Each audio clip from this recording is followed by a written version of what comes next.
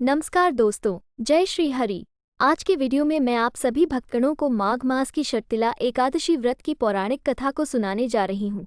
अगर आप सभी भगवान विष्णु के एक सच्चे भक्त हैं तो इस कथा को पूरा सुने, अन्यथा आपको पाप भी लग सकता है।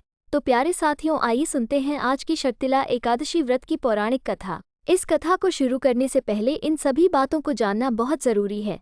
जैसा कि आप सभी जानते हैं कि हिंदी कैलेंडर के अनुसार प्रत्येक माह 2 एकादशी व्रत आते हैं और इस तरह साल में कुल 24 एकादशी तिथि पड़ती है।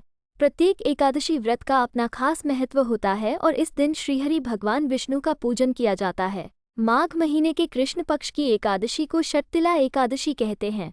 धर्मशास्त्रों में शर्तिला एकादशी का विशेष महत्व बताया गया है। कहते हैं कि इस दिन व्रत करने से जातक जीवन भर सभी सुख सुविधाओं का आनंद लेने के बाद मृत्यु के पश्चात मोक्ष प्राप्त करता है। इस साल शर्तिला एकादशी का व्रत 6 फरवरी 2024 मंगलवार के दिन रखा जाएगा। इस दिन व्रत करने वाले जातक को व्रत कथा पढ़नी व सुननी चाहिए। कहते हैं कि एकादशी व्रत करने, सुनने व पढ़ने से हर मनोकामना पूरी होती है। तो प्यारे साथियों, आइए सुनते हैं शर्तिला एकादशी व्रत की पौराणिक कथा। पौराणिक कहानी के अनुसार एक नगर में एक ब्राह्मणी निवास करती थी। वो भगवान श्रीहरि विष्णु की भक्त थी और भगवान विष्णु के सभी व्रतों को नियम से करती थी। भगवान विष्णु की आराधना करते हुए एक बार ब्राह्मणी ने 1 महीने तक उपवास रखा, जिसकी वजह से उसका शरीर दुर्बल हो गया लेकिन तन शुद्ध हो गया।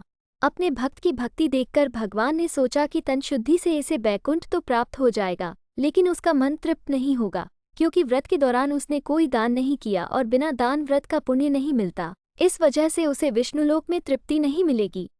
तब भगवान स्वयं उससे दान लेने के लिए उसके घर पर गए। भगवान विष्णु उस ब्राह्मणी के घर भिक्षा लेने गए तो उसने दान में मिट्टी का एक पिंड दे दिया, जिसे लेकर श्रीहरि वहां से चले आए।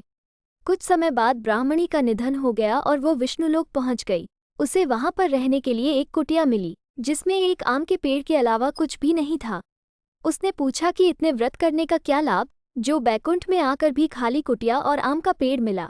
तब श्रीहरि ने कहा कि तुमने मनुष्य जीवन में कभी भी अन्न या धन का दान नहीं दिया और यह उसी का परिणाम है। ये सुनकर उसे पश्चाताप होने लगा। उसने प्रभु से इसका उपाय पूछा। तब भगवान विष्णु ने कहा कि जब देव कन्याएं तुमसे मिलने आए तो तुम उनसे शर्तिला एकादशी व्रत करने की विधि पूछना। जब तक वे इसके बारे में बता न दे तब तक तुम कुटिया का द्वार मत खोलना। भगवान विष्णु के बताए अनुसार उस ब्राह्मणी ने ऐसा ही किया। देव कन्याओं से विधि जानने के बाद उसने भी शर्तिला एकादशी व्रत किया। उस व्रत के प्रभाव से उसकी कुटिया सभी आवश्यक वस्तुओं, धन धान्य आदि से भर गई और वो बुढ़िया भी रूपवती हो गई।